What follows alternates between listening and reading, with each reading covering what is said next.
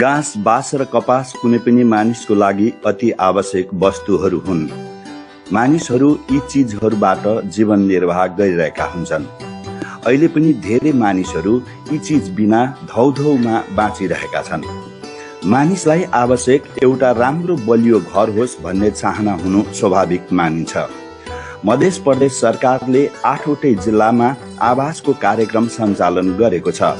2078 सालबाट मध्य प्रदेशका विपन्न परिवारलाई आवासको व्यवस्था गर्ने अनुरूप स्वर्गीय महेन्द्र नारायण निधि विपन्न आवास योजना सर्लाही जिल्लामा पनि सञ्चालन गरिएको छ। यो कार्यक्रम अन्तर्गत प्रदेशका 8वटै जिल्लामा 610 विपन्न परिवारलाई आवासको व्यवस्था गर्न लक्ष्यका साथ सुरु गरिएको हो।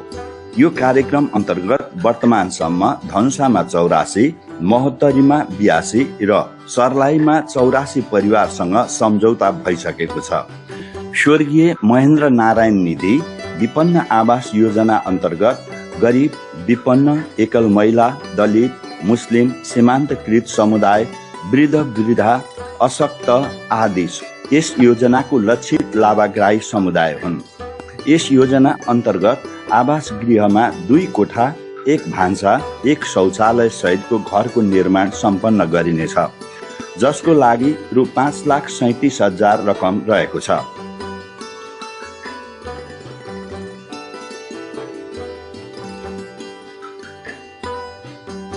मध्य प्रदेशका 8वटा जिल्लाभित्रका अति गरिब, विपन्न, एकल महिला, कुनै पनि जात वा वर्गको आर्थिक रूपले अति विपन्न व्यक्ति वा परिवार, दलित, उन्मुख, सीमाकृत जाति, अनाथ, बाल बालिका, वृद्ध मानिस, आगजनी तथा प्राकृतिक प्रकोपबाट घरबाट विहीन भएका त्यस्ता व्यक्तिको लागि मध्य प्रदेश सरकारले महेन्द्र नारायण निधि आवास योजना कार्यक्रम मध्य प्रदेशमा ल्याएको छन्। यो कार्यक्रम पहिला शहरी विकास धनुषा जनकपुरले सम्पादन अनि कि हेरिराखेको थियो। पूर्वाधार विकास सर्लाही गतावा 2080 असोज 25 गते विधिवत औपचारिक रूपमा उद्घाटन भई सञ्चालन गाइसकेपछि त्यहाँबाट हस्तान्तरित योजना महेन्द्र नारायण निधि यस कार्यालयले कार्यक्रमहरू आत्मसात गरी कार्यक्रम सञ्चालनमा ल्याएको छ।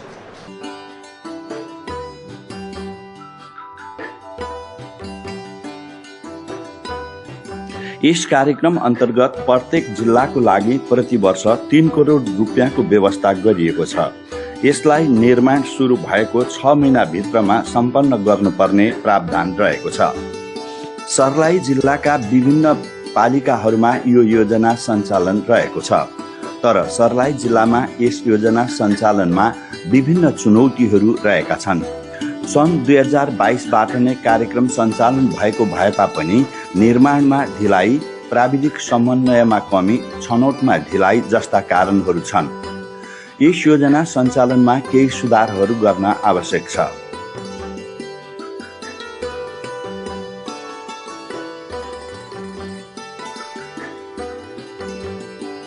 विपन्न वर्गहरूले जहाँ जहाँ रकम पाई आवासको निर्माण गरेका छन्, उनीहरूले घर बनेकोमा खुसी छन्। मेरो नाम गणेश बहादुर मिरिङचिङ हो। यो घर पाइन्छ भन्ने कुरा चाहिँ कसरी थाहा पाउनु? यो चाहिँ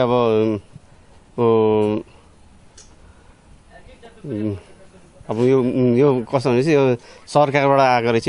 यो गरिबीहरूको लागि, अति विपन्नहरूको लागि। त्यसबाट आफू पनि गरिब भएको कारणले अनि मलाई चाहिँ त्यो प्रदेश सरकारबाट भनौँ न, प्रदेश सरकारबाट त्यो गरिबहरूको लागि भनेर आएको हुनाले अनि चाहिँ मलाई चाहिँ घर पाएको। मेरो म अति विपन्न परिवारको हो। मेरो घर जग्गा नभएको हुनाको कारणले गर्दाखेरि चाहिँ अनि मलाई सरकारले चाहिँ यतिसम्म गराइदिनु भएको हो। पहिला चाहिँ कहाँ बस्नुहुन्छ? पहिले चाहिँ अब सानो झुप्रो जस्तो थियो, अब त्यही झुप्रोमै बसेको थियो भनौँ न अहिले। त्यो पहिले सानो झुप्रो थियो, त्यो झुप्रोमा चाहिँ त्यसमै बसेको थियो। अनि अब अहिले चाहिँ सरकारले यत्रो घर बनाइदिएपछि म चाहिँ अहिले अनि उनी भएको छु भनौँ न, अलिक खुसी नै छु। अनि घरमा कतिजना परिवार? मेरो घरमा चाहिँ 4 जना परिवार हो। मेरो 2टा छोरी छ अनि बुढाबुढी 4 जना परिवार हो। जस्तै घर बनाइसकेपछि सरकारले हजुरलाई दिइसकेपछि हजुर कस्तो अनुभव भइरहेछ भन्नुहोस्? हजुर धेरै राम्रो फिल भइरहेको छ। किनभने अब यस्तो घरहरू चाहिँ अरू विपन्न परिवारहरूले पनि चाहिँ पायो भने अझै झन् राम्रो। म जस्तै अलिक हुन्छ नि विपन्न गरिबहरूलाई पनि भएको भए राम्रो हुन्थ्यो भनौँ न, यसो भएको राम्रो थियो। सरकारसँग अब केको अपेक्षा छ? अब सरकारसँग त्यही हो। अब यस्तै घर अरूहरूलाई पनि मेरो चाहिँ धारणा म जस्तै गरिबहरूको अरूहरूलाई पनि सरकारसँग यस्तै घरहरू उपलब्ध गराउनु पायो भने हाम्रो। अब गरीब छी, गरीबके सहारा भेलै, एउटा सहारा भेलै। घर देलकै आ सेफ्टी आ टंकी पानी के कल। अब खुशी छियै? अब खुशी न छी त योजना करे वाला कहू हम ये देखी छी कि ईटा तीटा गाड़ देवले ईटा उटा ध देती तनिका तो ठीक रही, मकान के मरम्मत कर देती तो ठीक रही। वही कहती देखी थी वही देखार सब है, अपने के सब देखारे में चलिए आइए, यह सब कहब।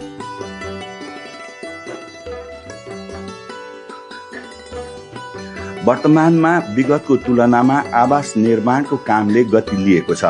छनौट भएका नयाँ स्थानहरूमा भने अझै पनि शिलान्यासकै अवस्था रहेको छ।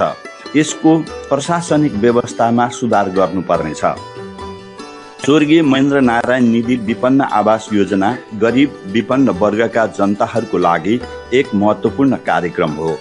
यसले विपन्न वर्गलाई आवासको व्यवस्था गर्छ भने बनेका घरहरू राम्रो र बलियो पनि छन्।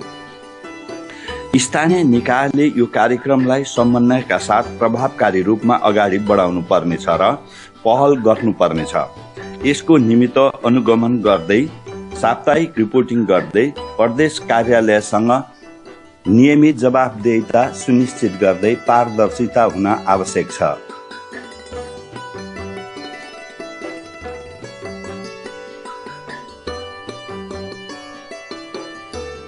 यहाँ एकल महिला जुन बुधनी देवी साउ भने तेली जात एकदम विपन्न वर्ग, अति विपन्न व्यक्तिले यति राम्रो घर बनाएर सुख गरिराखेछ। तपाईहरुको आशीर्वादले यो हामीहरूलाई धेरै नै खुसी लाग्यो। यो गाउँमा सायद 4वटा पाएछ, जसमध्ये यो एकदमै अति विपन्न थियो र यो कार्यक्रममा हजुरहरू यहाँ पालेर यहाँ मतलब काम गरेर देखाएर गरिदिनु भएछ, त्यसको लागि अति खुसी छु गाउँबाट।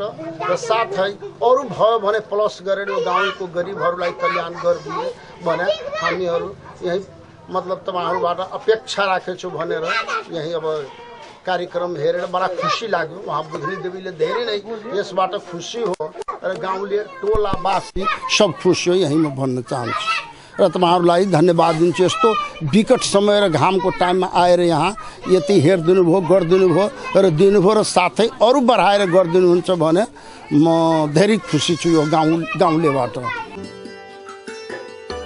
पूर्वाधार विकास कार्यालय सर्लाही मलङ्गुवाद्वारा सञ्चालित स्वर्गीय महेन्द्र नारायण निधि विपन्न आवास योजनाले गरेको कार्यले धेरै विपन्न वर्ग असहायहरूले आवास पाई यिनीहरूको जीवनयापनमा सहज हुने विश्वास लिएको छ। यस कार्यको लागि सबैको सहयोगको अपेक्षा गरिएको छ। महेन्द्र नारायण निधि विपन्न आवास योजना कार्यक्रम 2078-79 देखि सञ्चालनमा आएको कार्यक्रम हो। यो कार्यक्रमको मूलभूत उद्देश्य प्रदेशभित्र रहेका असहाय, एकल महिला, दलित जसको आफ्नो सम्पत्ति केही नभएको, दिनभरि मजदुरी ज्वाला गरेर राति खानाको जोहो गर्ने मान्छेहरूको लागि खास गरी आवासको सुविधा उपलब्ध होस् भन्ने हेतुका साथ यो कार्यक्रम सञ्चालनमा आएको हो। यो कार्यक्रमको सञ्चालनको प्रक्रिया के हो भन्दाखेरि हामीले पूर्वाधार विकास कार्यालय मार्फत प्राप्त रकमको आधारमा सम्बन्धित पालिकाहरूमा पत्र पठाउँछौँ। त्यहाँ भएको विपन्न, असहाय, एकल महिला तथा दलित जसको आफ्नो सामर्थ्य छैन उनीहरूलाई वाडाको सिफारिसको आधारमा हामीले सिलेक्सन गर्छौँ र समिति बनाई सम्झौता गरी हामी कार्यान्वयनमा ल्याउँछौँ। यो कार्यक्रम 78-79 सालदेखि सुरु गरी अहिलेसम्म यस सर्लाही जिल्लामा जम्मा 84-85 वटा सम्पन्न भइसकेको छ र यस आर्थिक वर्षमा, यस रनिङ आर्थिक वर्षमा हाम्रो लक्ष्य कमसेकम 20 वटा जसरी सम्पन्न गर्ने छ। त्यसमध्ये 17 वटा त हाम्रो सञ्चालनमा छ। जेनतेन गरेर हामीले 20 वटा पुर्याउने लक्ष्यमा छौँ।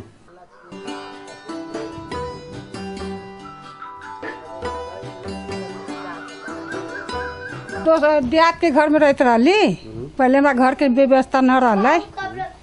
हमरा व्यवस्था भेली तो अकबर बना देलकै, अथी बजट आली तो बना देलकै। सरकार जो घर देलकै, हाँ, एकर बाद के अवस्था कितने खुशी लगी अपने? बड़ा खुशी लगले। केहन खुशी थे जो? बहुत अच्छा लगले। सुविधा सब की सब मिलल? हाँ, घर में सुविधा सब की देलकै? सब कुछ देलकै। की? वो पूरा फिनिश के साथ देलकै, रंगा देलकै, सब कुछ कर देलकै। भाषा घर देलकै, हाँ, कल देलकै, सब कुछ देलकै। सब कुछ नहीं देलकै,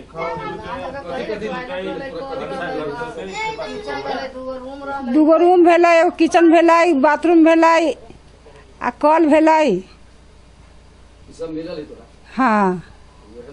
अच्छा, अपने के बनावे के अवस्था रही कि न रही? न रहलै, न रहलै, न कोई कमाए वाला रहलै। अपने घर में के सब है? कै गोकरा के परिवार छी? हम खुनता 5 गोरा।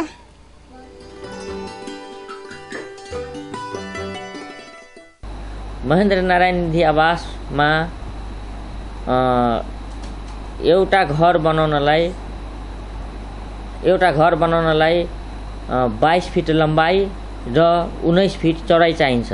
त्यसमध्ये 2टा बेडरुम, एउटा किचन, बरन्डा सहितको हुन्छ। 2टा बेडरुममा 10 बाई 10 को एउटा बेडरुम, 10 बाई 11 को अर्को बेडरुम, 7 बाई 8 को किचन, 5 फिट बाई 15 फिट को बरन्डा हुन्छ। टोयलेटमा 5 बाई 6 को टोयलेट हुन्छ। त्यसमा 6 वटा रिङ हुन्छ अनि यसको हाइट तपाईको 7 फिट हुन्छ। छाना, घरको छानामा नेपाल सरकारले डिजाइन एस्टिमेट अनुसारले जुन दिया हुन्छ त्यही अनुसारले जस्ता पाता र 2 इन्चीको पाइपले दिएको हुन्छ। झ्याल ढोकाको कुरा आयो, झ्याल ढोकामा हामीले फ्लामको झ्याल ढोका हुन्छ त्यसमा लगाएको। रङ रोदन सहित पेन्ट प्लास्टर सहित सबै सहित छ। पूर्वाधार विकास कार्यालय सर्लाही मलङ्गवाले मदन भण्डारी विपन्न आवास योजना कार्यक्रम पनि सञ्चालनमा ल्याएको छ। यस कार्यक्रमको लागि सर्लाही जिल्लामा 1 करोड रुपैयाँ विनियोजन गरी कार्यक्रम सञ्चालन गरिएको हो। यस प्रकारको कार्यक्रम अति विपन्न परिवारको लागि ल्याइएको हुनाले यस्ता कार्यक्रम आगामी दिनमा पनि तदारुकताको साथ सञ्चालन हुन पर्दछ। यस कार्यक्रमको प्रभावकारिता राम्रो रहेको छ। आर्थिक वर्ष 2078-79बाट नै सञ्चालनमा गरिएको हो। चालु आर्थिक वर्षमा यस कार्यक्रम अन्तर्गत सर्लाहीमा 20 वटा घर बनाउने लक्ष्य रहेकोमा 17 वटा वर्तमानमा निर्माण सञ्चालनमा रहेको छ।